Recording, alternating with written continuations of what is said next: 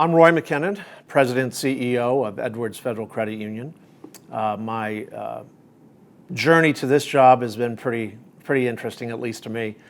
I never thought when I got into financial services, my first role was Director of Marketing, that I would stay in this industry. And prior to being in this industry, I never thought I would work for the man, so to speak. And one morning I woke up and realized I was the man. My former life was very bohemian. I had a record store. Most people say, what's that? What's a record store? Video store, 1 hour photo. After those retail days, I decided I should get a real job. And so that's how I ended up in credit unioning. I thought I was going to work for a small bank when I first got my job at my first credit union. And I drank some Kool-Aid and realized credit unions are one of the last honest deals left in America. And they do what they say. And I became a lifer, so to speak. So Edwards has a really interesting history. They were founded in 1962 on the Edwards Air Force Base. Like many military installations, they primarily served enlisted personnel. But in Edwards' case, they also served some of the contractors, the aviation contractors out on the base. Over the years, the credit union grew a little bit, but because Edwards is a test facility, it's not your typical military installation. And so that very nature, and it's literally out in the middle of nowhere, out in Mojave. So it kind of limited its growth. In the early 2000s, the board of directors made a decision to go community, and they opened their first branch in Lancaster. And then we moved from that small branch, as I'm told, we moved to another branch, and we started developing community membership. That helped our growth a little bit. We were about, I want to say, 180 million, 170 million when I arrived in 2016. Today we're topping just over 240. In discussion with the board of directors in 16-17, we decided it'd be better to control our own destiny and to seriously consider building on the land as opposed to re-upping our lease at our then present location and putting a lot of money into the building. We estimated conservatively probably $300,000, $400,000, maybe $500,000 of rehab to kind of bring it up to modern day. So what did we do from there? We put out an RFP to a bunch of design build firms. We initially got just an artist rendering of what a branch could look like and presented that to the board of directors and talked about, it wasn't just about building a new building. It was about pushing a reset button on our brand, the Edwards 2.0, if you will, and that how the building in itself would become a billboard. After the board accepted that was, and endorsed that was the right direction we should head, then we did the RFP to all the build design firms that had submitted a rendering and asked them to now do a full-fledged proposal. And LEVEL5 was the firm that was ultimately selected based on all of that process and the proposal they made. So the RFP process was really interesting in that I had experience with building branches and actually building a building at my former credit union. I wasn't the lead on it, but I was over marketing and branches. I was involved at a senior level. I knew from the beginning that I only wanted to talk to firms that specialized in credit union and bank branch building. I knew that because I had worked with a firm that hadn't specialized in that, and I could spend hours telling you about everything they didn't understand about a basic teller line or a teller counter. So that was important to me, to select a firm that actually had built out teller and operational areas. I was not concerned. The firms that are out there, everybody knows. They've heard their names. They're in all the trades, And I went with the known names. It was a matter of either placing a phone call or sending an email, letting folks know what I had in mind, what my vision was for it, looking at their portfolios, looking at the work they had done in the past, and then starting that conversation and starting that dialogue. There were several firms that submitted ultimate proposals that, while price competitive, just weren't very unique. And in fact, one firm just repackaged branch building that they had done in the Southwest. And that really didn't sit well with me, because what I approached all the firms with was, well, one, after the firms got to know me, and I had several people tell me this over the course of the RFP process and actually the course of building this building, I'm not your typical CEO. And that's because of my core expertise is not in accounting, it's not in lending, it's in branding and business development and marketing. So I was very opinionated about how I thought the building should operate and how the building should look and feel. And I set out, the number one goal that I put forward to all of the firms was, we need to create something very unique. It cannot be just another brown or beige box in the desert, because there's a bunch of those right across the street. And I will just be another bank. And that might be offensive to some people in the credit union community that I even said that, but ask your customers, ask your members. If 7 out of 10 probably don't even understand they're insured by the NCU SIF. They'll tell you they're insured by the FDIC. Most credit unions that build a branch, the public will think, oh, there's a new bank. So it was important for me to have a firm design a building that the building in itself would create conversation. And ultimately, that's really what led me to LEVEL5 and selecting them. And then there was one other thing that attracted me a lot to LEVEL5. They were the only firm that had experience with doing branch building or branch remodeling on military installations, at least that I was aware of. And that was important because our hope is to give our Air Force Base branch a refresh at some point down the road. So they brought a lot of great things to the table, but when I heard that, it all but sealed the deal because they had that. Because doing any kind of construction on a military installation, there's all sorts of government hoops and red tape that you're going to encounter. And to have a contractor of design build firm that has familiarity with those areas is important to me. One of the things that I was really pleased about, and I had given specific direction to LEVEL5, was that to the degree possible, I wanted to use as much local trade and craft as I could. We are located in the Antelope Valley, which is northern Los Angeles County. But for anybody familiar with the Los Angeles area, this might as well be almost another state. It's over the hill and far away, so to speak. So investing back into the community was real important to me. And we were not only to be able to put local residents to work, but we were real proud of the fact, and we used it in our marketing and our branding. And we actually spent a little over $4 million into the local economy where the tradespeople are located and lived. And LEVEL5 did an incredible job of managing the local trade. And I was real pleased with that aspect of the build. The business case for making this huge investment by Edwards in a ground-up building that would add about 6,000 square feet to what we had previously had, and built on a completely undeveloped parcel, meaning the only thing, I think there was some sewer line running through the property, but we had to bring in electrical, we had to bring in water, we had to bring in gas, we had to bring in telecommunications. And we knew all that.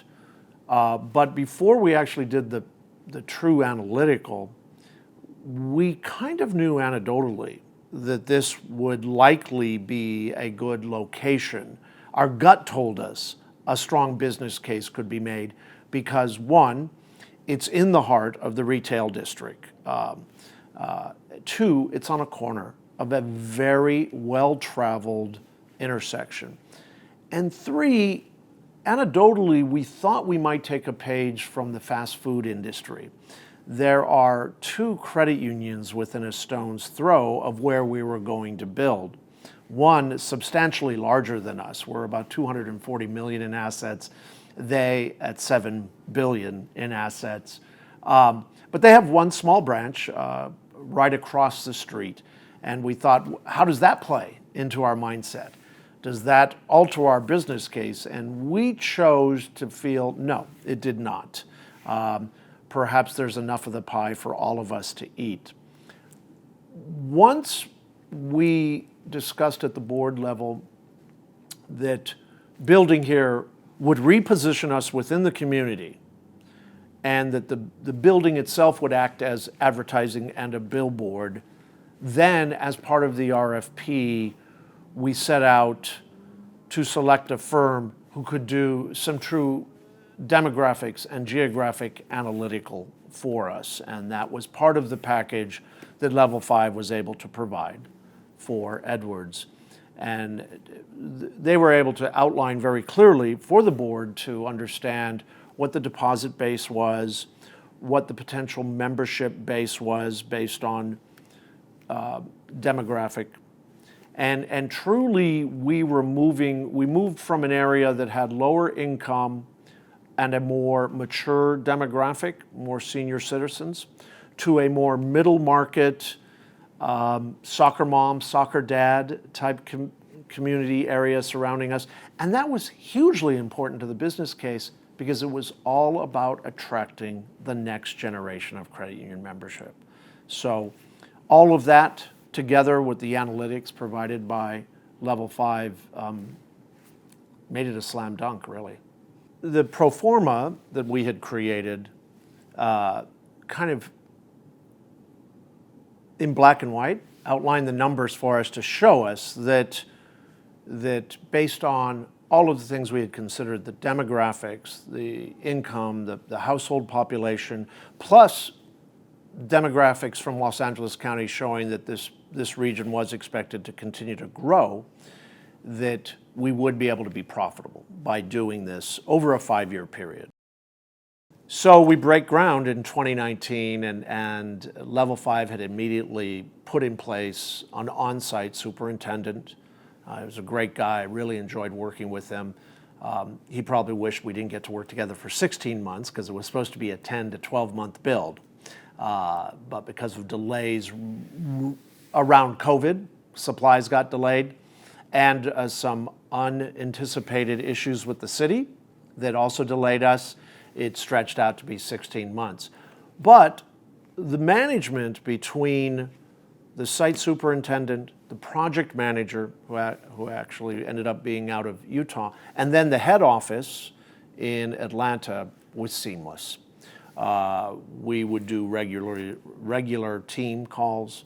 Of course, I had access to the site anytime I wanted, and once the building really got going, I was here anywhere from 3 to 5 days a week, just doing a walkthrough, just so I could see the pulse, see the progress of it.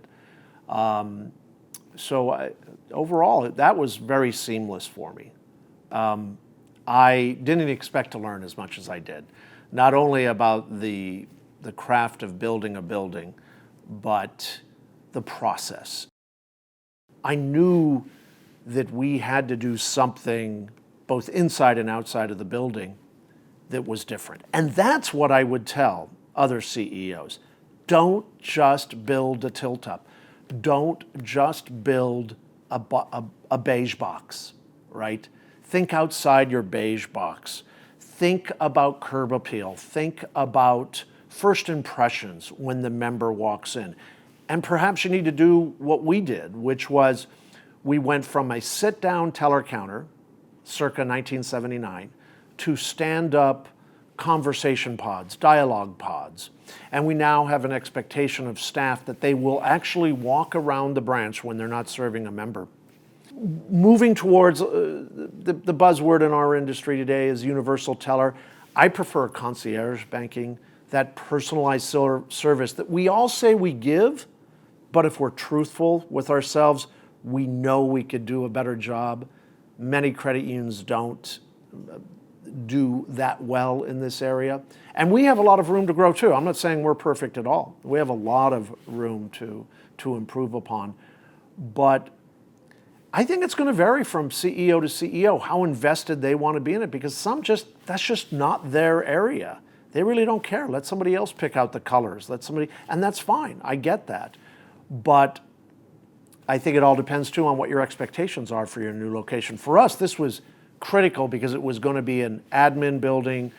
It was going to be a flagship branch. We're using this in the hub and spoke concept. We hope to have another 3 to 5 branches over the next 5 to 7 years, with this being our flagship, being our ground zero, so to speak. And so that went into it too. I think you have to decide what are you looking to accomplish with your new build, and we had specific things we wanted to accomplish and an identity to set with this location. In some ways, choosing a firm is easy because the pricing is very competitive. I think, like so many things in life, it's all about the rapport and the relationship you develop. For me, I developed a good rapport with a lot of firms, but there was a difference with Level 5. I can't exactly say what, a certain je ne sais quoi.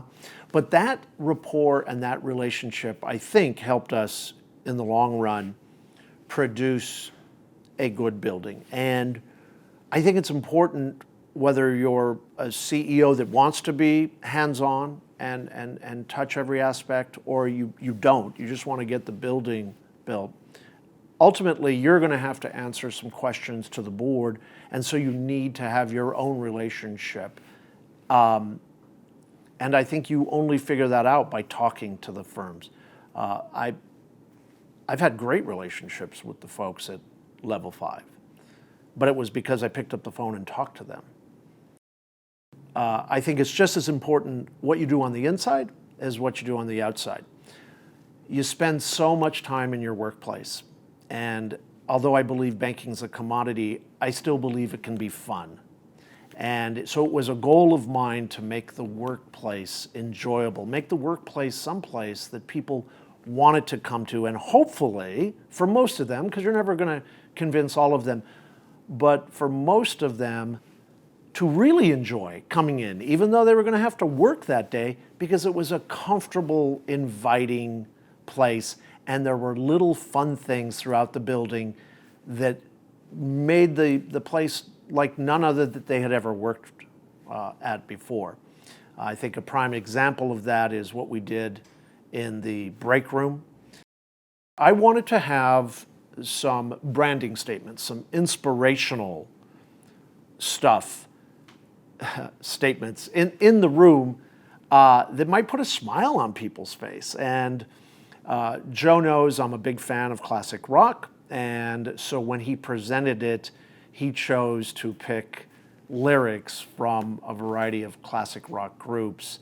And this room, if you can see over my shoulder, is one of my favorite. Throughout the rest of the building, we did a number of little things. We did some Easter egg stuff where we hid our address. We hid our initials and the year of our founding on a graphic in the elevator. Every building has to have fire extinguishers, so it wasn't going to be good enough for me just to have a fire extinguisher on the box. We have a little flame cutout where the fire extinguisher is, and it sits inside. Downstairs in our lobby, we did the dialogue towers, but we chose a money motif. And we have this big slogan up on the wall that says, "Let's talk money."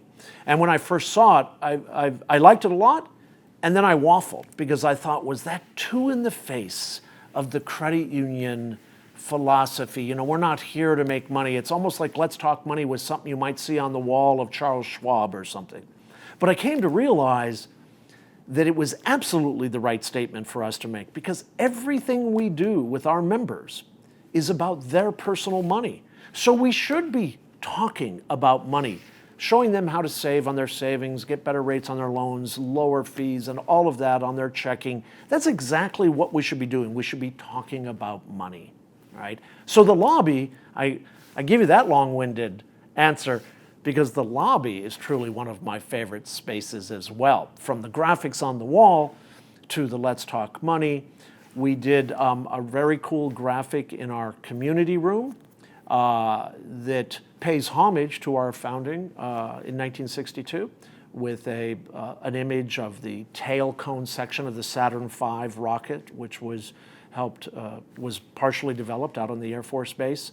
And then where we are today, serving the soccer moms and dads and kids of the members and the community of the Antelope Valley.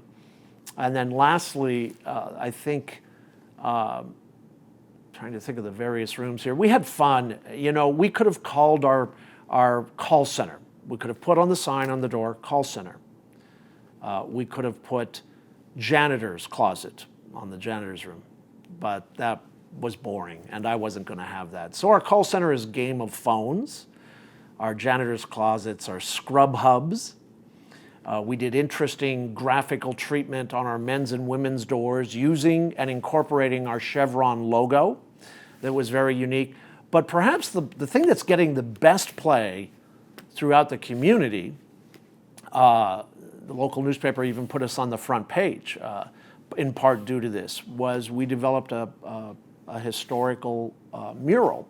And that came about as a complete accident. The original plan for this building was to have a coffee shop.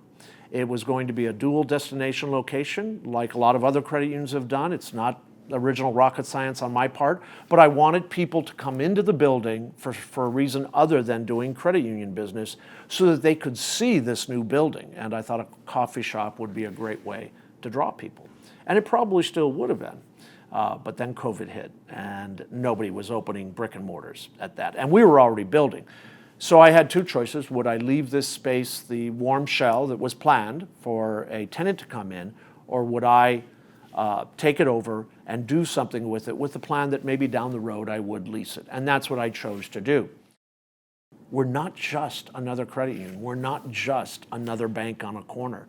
We need to be different because I don't want to be a commodity. I want to be a place that's embedded into the community in a meaningful, deep way. We plan to bring school children in and give them tours. Of course, we're going to show them the mural, but I'm going to take them upstairs. I'm going to take them everywhere and show them our boardroom, show them our conference room, and just have that kind of walking conversation about careers in financial institutions. Then we end up in the community room, and depending on the grade level that's there, will depend on what presentation we give them. When the high schoolers, we'll talk about careers in financial institutions. So we hope in that manner we can be more inclusive from an early age of people in the community and their parents.